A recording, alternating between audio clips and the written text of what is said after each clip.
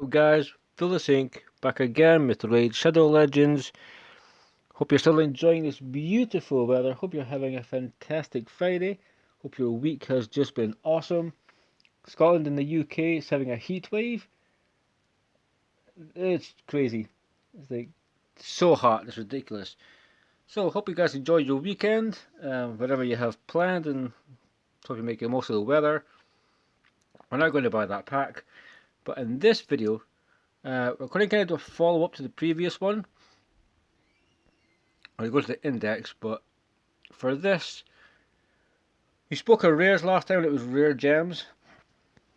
Every faction, well, I figured we do epics, but because epics there's a little bit more to choose from in certain factions, I figured we would just go Telerians, a different video for Gallon, but a different video Corrupted, and then Nerisian Union. That way you're not getting bogged down by a really long video. I can hopefully still make it really cool. So it's going to be epics in this one. Epics you should take to 60. Epics that are extremely cool. I'll try to get like 3 or 4. It should be enough per faction to do so. So first up, we're going to go Archmage Helmet, who is a champion you get from Doom Tower.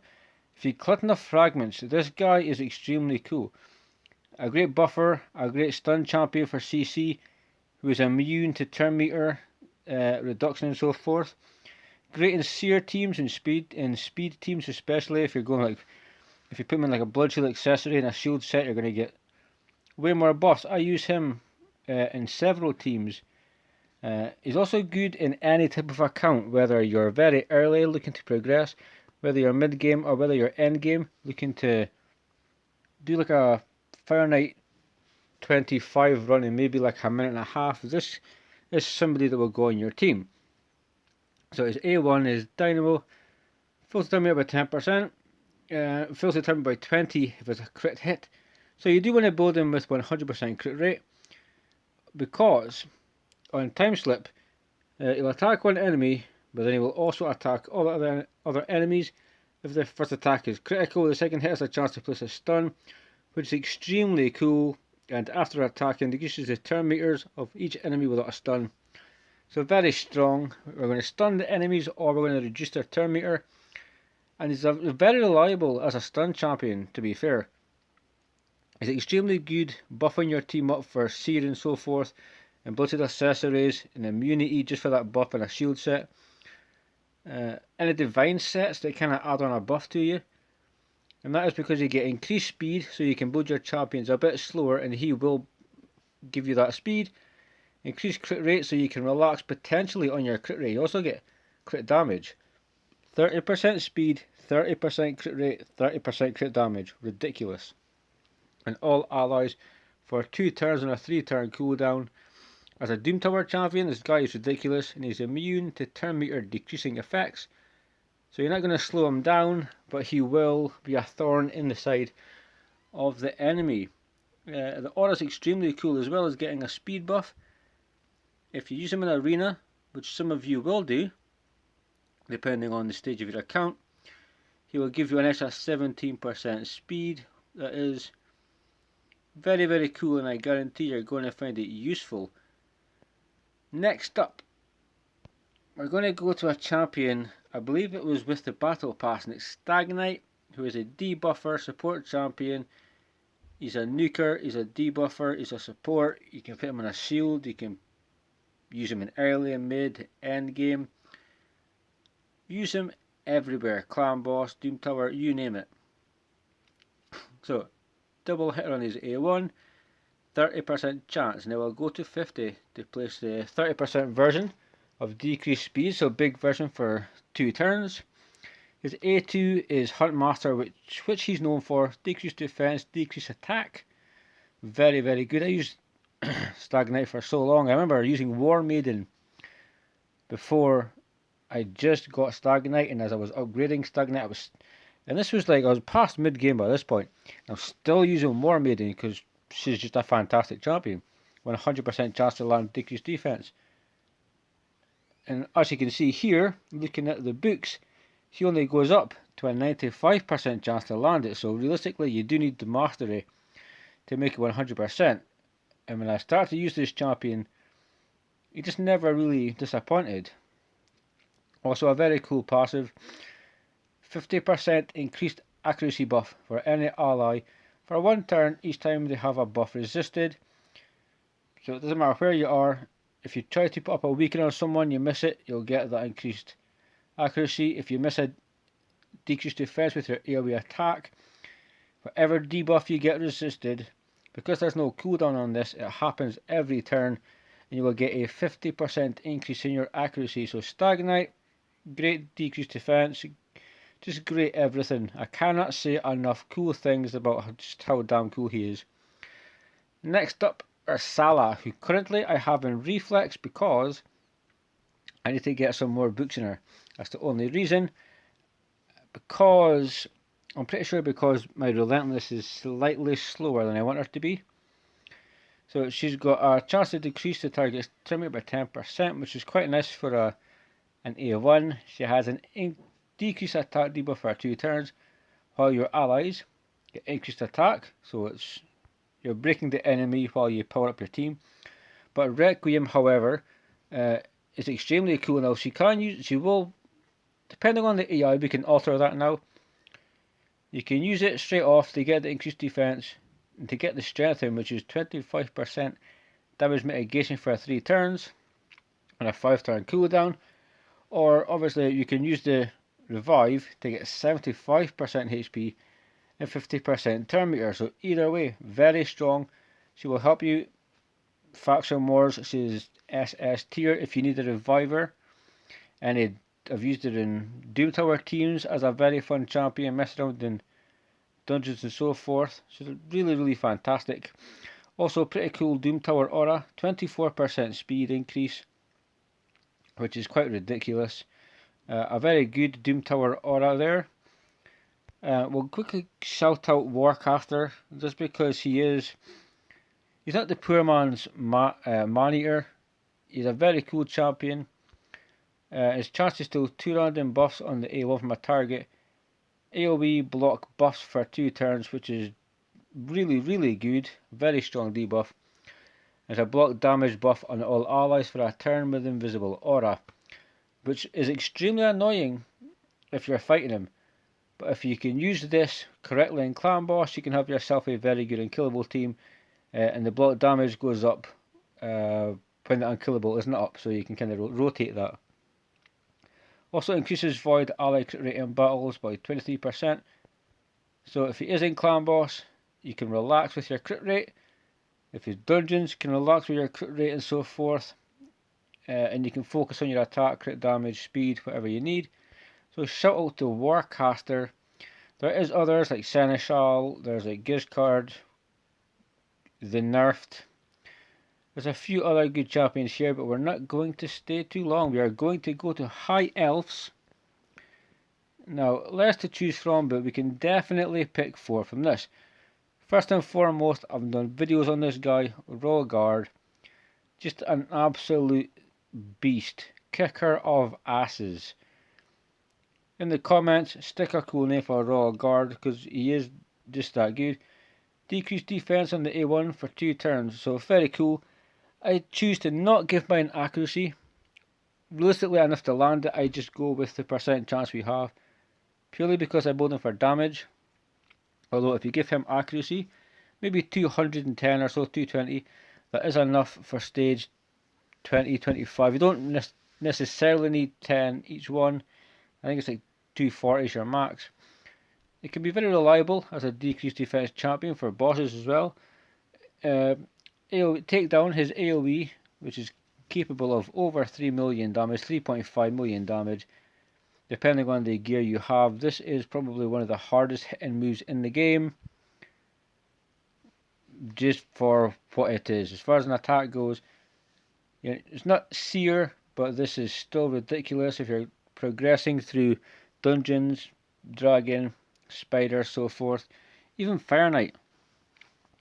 Royal Guard is absolutely capable of helping you there. Also has an attack support him at random on his A3 hamstring. Chance of placing decreased speed, big version for 2 turns, which is extremely cool everywhere. Doesn't matter where the wave is or what the boss is. Each hit also has a 60% chance, close to 75, of decreasing the target's turn meter by 25%. So if there's one boss that you're on and you hit him 4 times, you're going to get potentially a 100% turn meter reduction. That's not full depletion. It's only 100%. Turn meter goes above 100%, but overall, every single move in his kit hits really well. Even gives you an ally attack in dungeons aura by 35%, so he's a crazy son of a bitch for sure.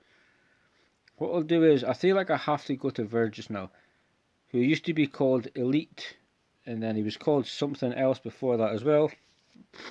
He was the guy for Scarab.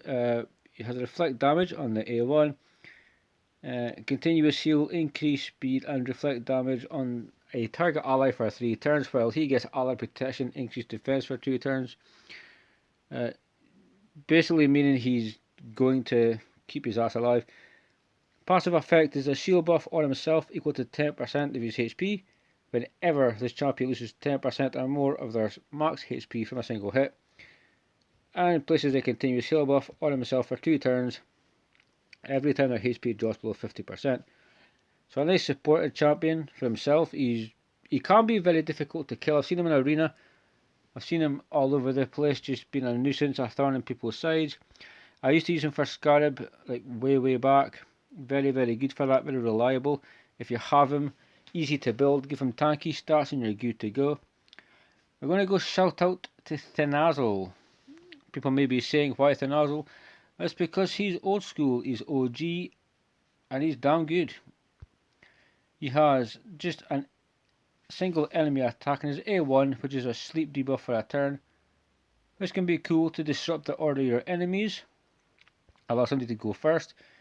You may want to put their damage dealer to sleep, or their reviver, the buffer, whatever. Really cool. Increased defense buff on all allies for 2 turns. Heals all allies by 25% of this champion's max HP. So defense boost and a heal. If you give Thenazl 100k HP, you're going to get a massive heal. That's just how it is, and he's really good for it. AoE decreases the duration of all enemy buffs by a turn, which is extremely good. In my early days in arena, I would see this. In Doom Tower, you'll see him. There's waves and faction wars, and it's extremely effective at reducing the buffs.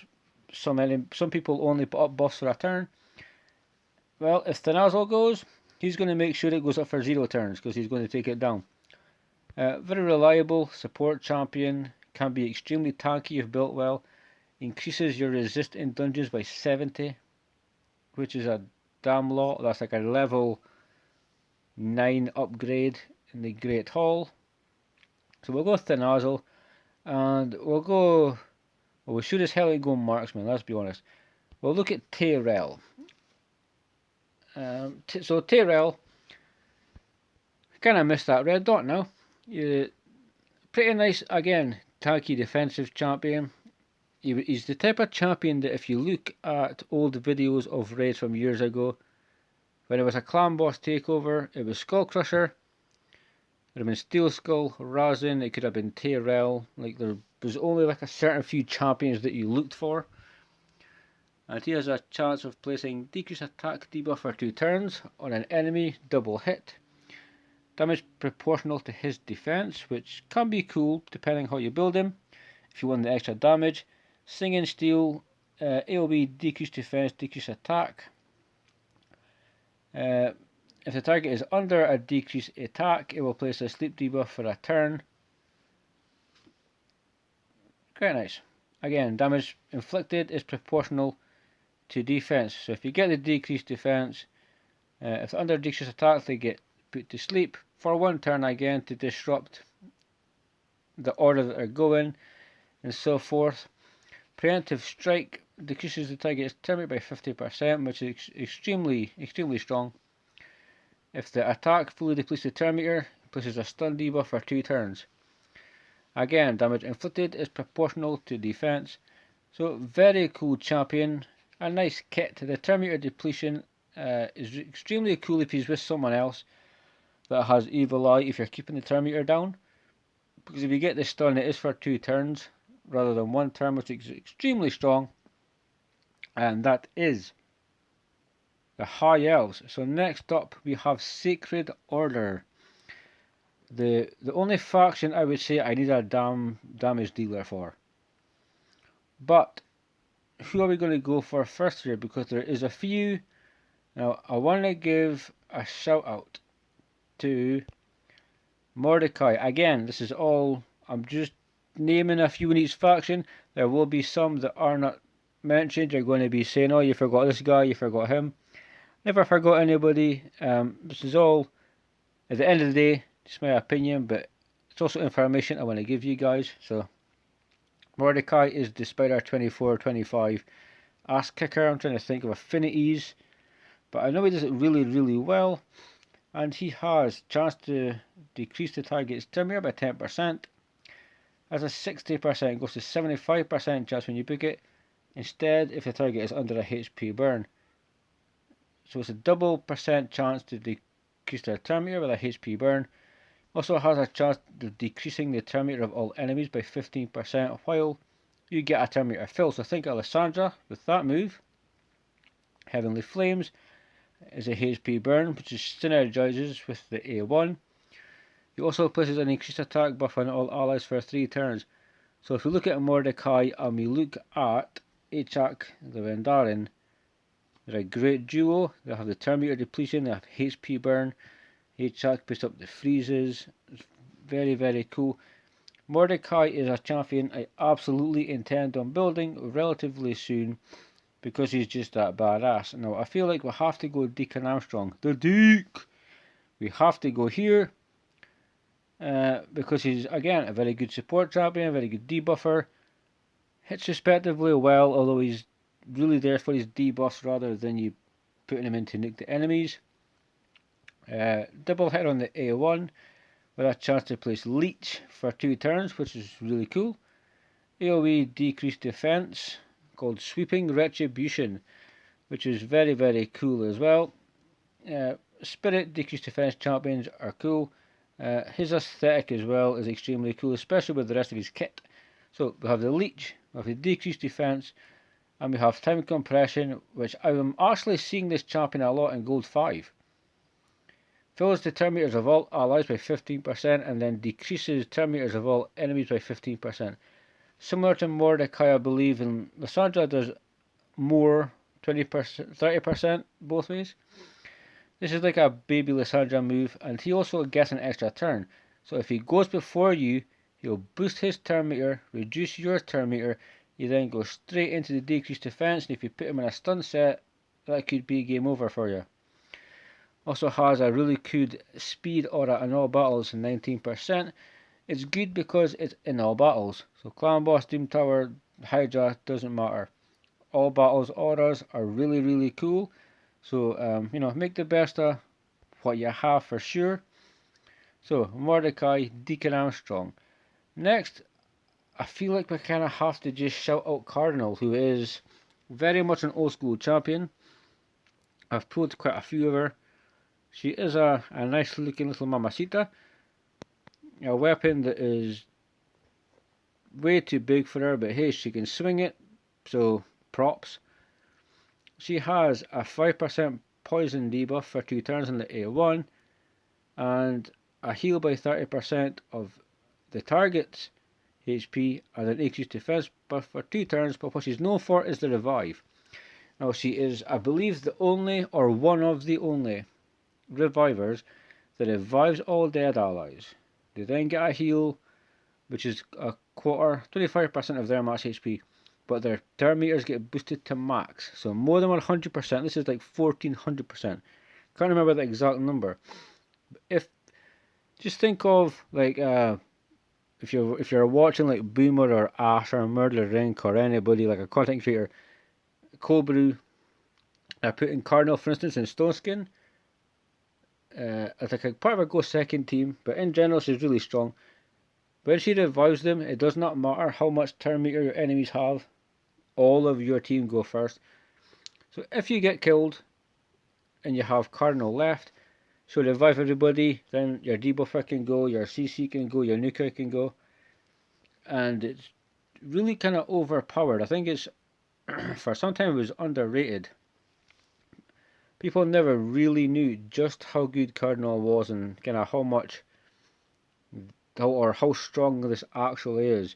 She's one of the best revivers in the game, bar none. Now I would like to, there is a lot to mention here, but I would like to look at Lightsworn, because I got Lightsworn a long time ago. I'm talking years and years and years and years ago, when I was building something similar to the Phoenix comp in Clan Boss, which is a long time ago, to be quite honest. Stonking high defense, and then the speed is required to go to. So his A1 hits 3 times, and each hit decreases target meter by 10%. So pretty much, and I used him in Fire Knight as well for that move. Also in Clan Boss a lot. Pardon me. So brutality, 50% decrease attack debuff, and a 30% decrease speed debuff for 2 turns, which is really cool. And if you build them well, Lightsworn can actually hit for 6 figures. I kid you not, you can actually hit like a right, like, son of a beep. Just, if you give him some damage, along with that accuracy, you will be kind of shocked at just how, like, kind of good he is. I've never put him in Savage because I don't have the adequate Savage gear, but I think that could be ridiculous if somebody did it, just to show off like the actual capabilities of this old school Void champion. So his Indomitable is increased defense and a revive on death buff on all allies for 2 turns, which makes him really cool. Good for faction wars, good for clan boss, because the revive on death is very strong. Increased defense by 60% is extremely strong, along with a 1400 starting defense. Lightsworn is the man that will keep your team alive, keep your clan boss team alive. Multiple Lightsworns will do yourself a Phoenix type comp in clan boss, or you can just use 2 if you're progressing, if you have them in your Doom Towers and Hydra, whatever. They're going to definitely be able to help you out in any trouble that you're having. So let's take a look at some barbarians, because there's a few to mention. First, I would like to just talk about Touched Shaman. Attacks all enemies, heals by 15% of the damage inflicted if this champion has less than 50% HP. Boosts her turn meter by 20% instead if this champion has higher. So nice little A1, but she's known for Immortal Skies, which is she will cleanse you and cleanse all your allies. She then puts up block debuffs and a revive on death buff for a couple of turns, which again is very strong everywhere. Doom Tower, Clan Boss, everywhere. She's very, very good. She has a weird passive though, which damages this champion by 10% of their HP at the start of the turn. Heals all allies except her, equal to half of the lost HP. She gives herself decreased speed and a fear. And she also has ally HP in all battles with 25%. But beyond that, if you just look at her as a cleanser, block buff and revive on death, put her in an immunity set to counteract her passive, and she will be the saviour that your account needs. Doesn't matter what level you're at. She is underrated, underused, and she's been around the block a hell of a lot. She's a fantastic champion.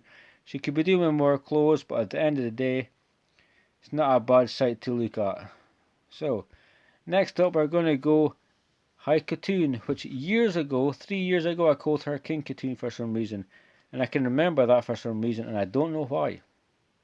She is a login champion. You get her for 30 days, is it? I can't actually remember. But she's a free champion that is quite cool. Very, very strong as a free champion. She has Imperial Grace, chance to place 30%, decrease speed debuff for 2 turns in the A1, so very nice. Her whole kit is around like speed and turn meter, so it's very synergistic. Fills the turn meters of all allies by 15%, places 30% increased speed buff on all allies for 2 turns. So you get a turn meter fill and increased speed, which is very good. And she has Shamanic Lightning, AoE. So I'm just going to say it, stun set viable, but you probably put it in like a divine speed or a speed set, but AoEs are always stun set applicable. Chance of decreasing the turn meters by 15%. So turn meter depletion of your enemies while you're getting an increased speed and a turn meter fill. It's very, very strong. Again, ally speed in all battles by 90%. So she has a kit that is very much focused around turn meter speed, manipulation and whatnot. She's also a free champion, which is quite insane. Farrakhan the Fat, I'm not sure why he's blocked out. I should have one. It's very, very weird that I don't, because I was going to tap on him. So I'm pretty sure I had a Fat Man. I need to check the vault. We're going to shout him out anyway, because he's a very, again, interesting kit. So attacks one enemy. Chance placing decreased defense for 2 turns. Very cool. This is also a very good clan boss champion. Brand the same. Chance to place HP burn debuff and 2 poisons. Nice combination there. Also has increased crit rate, increased crit damage on all allies except himself. And all allies except the Fat Man will attack. He is probably, I think, next to Krila, one of the best ally attack champions for clan boss in the game. Faction wars will help because you can push out the extra damage as well as your dungeon runs if you're progressing. Overall, in general, as just somebody to help your team, not necessarily progress, but just to put out more damage. He is very, very reliable. Single hitter, decreased defense A1, HP burn, poison A2, increases your crit rate and your crit damage on the A3. So you can effectively build champions to 70% crit rate, focus on crit damage. So body block is interesting as well. It deflects 20% of the incoming damage Farrakhan will receive, and it spreads onto his allies equally across all your allies. So that's very interesting. But again, it keeps him alive, and we can't complain, because for the amount of damage that he does, for him to just put a little bit of damage on the allies that he's with, he's not asking that much if we really think about it. As far as the rest of them go, there is a few others. Suwai is quite good. I believe Alika can do a lot of damage. Armina's good with turn meter. Atur is annoying because of the counter attack. Seikara has a passive thing. Jotun, kind of silly, does a lot of damage. But I think, are we going to call out any more? I think potentially not. A Sky Touch, got a High Katoon, we've got Farrakhan. I mean, a Harkened Graveblade is quite good. Baroth potentially can do damage also. But I feel like, as far as talking Telerians, Bannerlords, High Elves, Sacred Order, and Barbarians, we've covered some very cool champions. I'd love to know what you think of these 4 factions. Like, let me know who you would maybe swap out, or who should I have mentioned. Who do you use? Who do you have built? Because the feedback is always good. It'll help new players, help anybody that realistically watches this video, or anybody that is starting to play the game. And that will do it for this one. It's been extremely cool to talk about some of these champions. I will be back soon, and we'll work on the next 4 factions. Then potentially we'll work on the last 6 factions pardon me, with a slightly longer video.